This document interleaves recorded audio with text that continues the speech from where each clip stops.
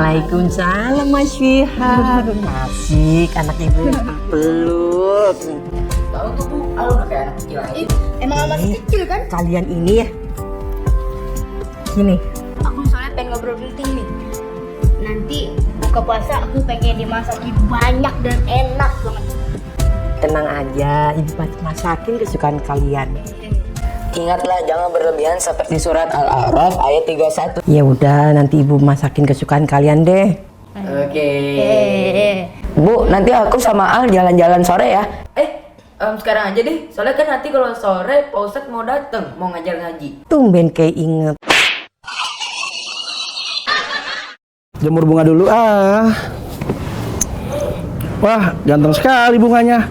Seperti diriku kegantengannya. Oh iya, yuk kita samperin yuk.